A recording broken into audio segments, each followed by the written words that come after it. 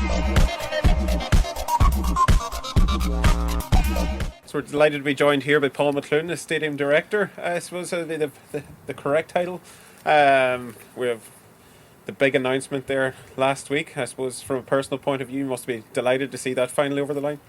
Well, delighted isn't the word, but I'm a director on the board, but there was other people working extremely hard for many years. Patsy Lafferty, two Alexes here from Ballybofester and Orler, Alex Harkin, Alex Brady, and John Meenan. So they were actually the long-term project team. They've been at it, I'm sure, 12 years at this stage. But I joined about 3 years ago because I had a history working in the public service. I worked in tourism and in the health sector, and I used to get up the noses of a lot of grant agencies. So I think I spoke at a meeting in the Butt Hall one night about 3 years ago. My son asked me to come down to it, and I just made some comments about maybe there's other ways of getting that. So I was invited the following day, I think, to join the board. So I did that. So it's been a pleasure because I was actually working in Dublin in the early 70s. I was at the 74 FAI Cup final. So I've been a Harps man all my life. So this last 3 years has been a work of pleasure for me.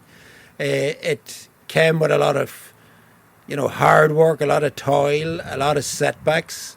But we got there in the end with this stage of it, and the funding announced last week by the government is provisional funding, and I'll explain that to you in a moment. But it is the kickstart stage one, which is the main stand, the pitch itself, the floodlights, all the surrounding areas with car parking and that.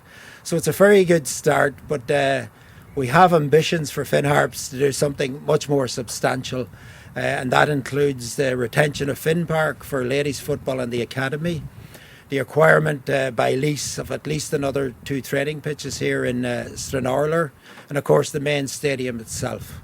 And I think with my public service hat on, it's a great use of resources. There's a lot of efficiencies because the dressing rooms of both Finn Park and the new stadium will service all pitches. So we don't need any additional structures. So if we get this right, it fits in total with the strategy of Donegal County Council, which is to have the twin towns and the surrounding areas as the sports hub of the county. And certainly what we envisage, this will be the sports hub for soccer, Nigel. Yeah. Well, as you say, you have a huge sport hub. We're kind of overlooking it here. We can see Finn Park in the distance. You can even see McCool Park here, Finn Valley to our left. And we're overlooking what is the stadium side at the minute, and then the training ground in the background. It's a fantastic boost for the whole area, and not just for Finn Harps. It is indeed, Jed. And when I said about hard work, the FAI were involved with this, of course, the Department of Sport, but critically Donegal County Council and the vision you talk about for the whole area. And we're about to see the opening of the Centre of Excellence in Convoy by the JA, and I'm delighted to see that because my background is actually the JA rather than soccer, but I see no difference. It's just for the young people of Donegal. And what's been done here is for the young people of Donegal. It's not just for Finn Harps. And talking to the academy people, Kevin McHugh, John Campbell, they envisage with ladies' teams that we'll have 16 teams within 2 years. So the requirement of additional facilities is paramount. So in fairness to the lads, when the first project was going, as I call it that, where there was going to be a swap with Finn Park and that, things have changed substantially since that. Harps have far more teams. The sports hub strategy of the council was adapted. So it's a far different climate. It's a different environment.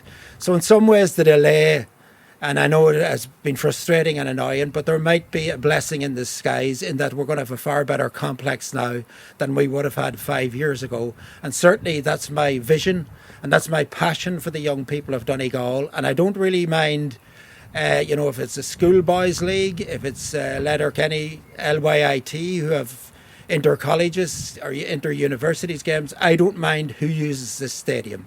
We'll be an anchor tenant in it, but it's for the whole of the county, not just Finn Harps. And how important is the role of the likes of Donegal County Council going forward in this project? Well, Donegal County Council have been critical. The land that we're overlooking at the moment is on lease from Donegal County Council. So Donegal County Council are the landlord of this stadium.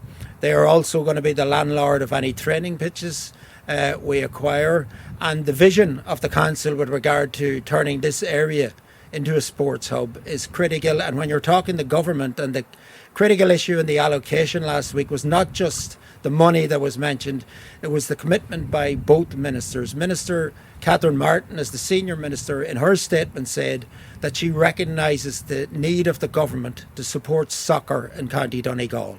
And Jack Chambers, in his statement, said that they recognise in government that the League of Ireland needs huge investment.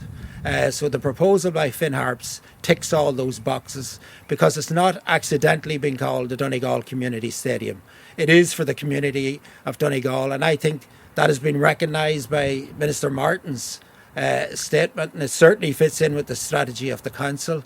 So I think what Finn Harps are doing is showing leadership on behalf of soccer in the county, and it's near time that we did step up to that plate. And I think I did some work with Kieran Lucy on the the idea of a 32 county league and all of that, and there was external consultants came in from Belgium and Holland, and the thing that they said is that there's a model in Europe called municipal stadiums, which is led by local authorities in conjunction with local sports organisations and supported by government. And I think that's what's needed in the League of Ireland countrywide, because at least 75% of the grounds I visited are substandard, and we will never have new Shea Givens, Packy Bonner, Seamus Colemans if we don't invest in facilities. And we also need to address the issue of young players having to go. Now they're not playing in the Premiership or the First Division in England anymore, the Championship it's known. They're ending up in the Third Division in Scotland or in England, and that's not good enough. So we need a League of Ireland that talented players can stay in Ireland and be developed. And you'd see this model in places like Norway and Denmark. And indeed, if you look at the population and size of Portugal, it's not much different in Ireland. And they have teams regularly, in the Champions League, Europa Cup. So if there's a vision for Irish soccer, it can be done. So I'm delighted that Finn Harps are now in the forefront on behalf of the League of Ireland with our ideas here to develop the new stadium, the academy and ladies football. So I think we could show a model for the rest of the country to follow, and I think it'll augur well for development of soccer in the Republic of Ireland, indeed Northern Ireland. So we could, if the 32 county league did come to place, for instance, Finn Harps would be well placed. And we have good work done in the Brandywell, which by the way was led by Derry City Council. Tallaght Stadium, which we're all familiar with, is South Dublin County Council are the leaders of it, and the proposed Dalymount for Shelburne and Bowes is by Dublin City Council. So the model is beginning to maybe appear accidentally in some cases, but I think Harps are showing great leadership. But what we need now is the fans' involvement in it. And it is critical because there is a lot more money will be required, of course, to do this. So it's near time that we engage much closer with the fans, because there's going to have to be fundraising.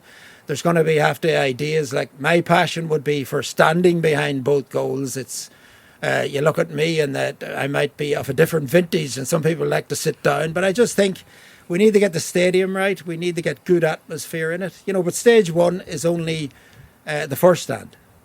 But if we go at this with all the agencies working together with the community in Donegal and the fans driving it forward, we could maybe complete the stadium in one go. And I think that's distinctly possible. Yeah, well, I'll not try to keep you too long here. It's starting to rain, but you touched on it there. It's almost a 4 million of a grant. Can you kind of tell us a little bit more about what exactly that sort of money will achieve for us? Well, to do the complete stage one, it would take 5.5 million, or will take 5.5 million. There is a method of completing the stadium which we have costed. That'll be the other three sides, for want of a better word, a stand at the far side, and either covered or maybe not covered terracing at both ends, or with seats. It's actually not a big difference in price, but another 1.5 million could complete that. So for 8 million, you'd have the complete complex. You'd also have the training pitches finished. And we have applied under 2021 fund actually for a new surface for the current Finn Park, together with upgrading of floodlights. So it is achievable. There's a lot to be done, and it sounds intimidating, but like Convoy and the Centre of Excellence is 5.5 million. There wasn't much grant aid. I know it was supported by the GAA headquarters, and unfortunately the FAI won't be able to support us like that. So we'll rise as a community, and I think all the feedback I'm getting from the people as Donegal is, let's get this done at long last. I think we're all fed up hearing about the stadium, so I think we need to take a number of risks. I think we need a couple of leaps forward and just go for it and build it and get it done. And I've stated, and I'll stick with this, is that we want Finn Harps playing senior soccer there for the full 2024 season. And finally now, before we get soaked here, is there any estimated time frame of when we're looking at builders back on site? Well, the builders back on site depends actually. When I mentioned to you earlier that it's a provisional allocation by the government, there's going to be paperwork involved with the department, and what you have to do there is you have to prove where you're getting the other monies from. So we'll have to have a commitment and evidence of how's that done. You write back to them, and then they give you the allocation. So when they give the final allocation, that's when you start setting dates for commencement. But I've certainly, no matter when it commences, it will be finished in 2023, and we'll be playing there on the 2024 season, not before that. And I think, talking to different construction people, this is absolutely, definitely achievable. And as far as I'm concerned, it will be done, and Harps will play their first match there, possibly as league champions in 2024. So we have Champions League football coming to Finn Park 2, or Donegal Community Stadium. Donegal Community Stadium. Isn't that a lovely... Well, certainly European football would be an ambition. I think in the next couple of years, we have a good squad this year. If we can stop being in the relegation fight, and that is Ollie and Paul's ambition, is to just establish us as a regular Premier Division side. And if we can achieve that the next couple of years, then we kick on again when we move into the new stadium. And why not? Like Sligo Rovers have achieved it. So there's many rural teams, Derry City. So the only one in the Northwest who hasn't been in Europe for 50 years is our good selves. So it's near time, and that's the ambition for the club. And when, by the way, the European guys came on the 32 county as consultants, they said on a 10-team league, you've a great chance of getting to Europe. Because you haven't 20 teams, you haven't 3 or 4 divisions. So it's, when I say it, I can see it happening. So it's certainly achievable, and certainly the talent of players in our academy is second to none. So I can see the next generation of footballers being top class. So if we put in the facilities for them to stay in Donegal, then their local team can achieve Europe without a doubt.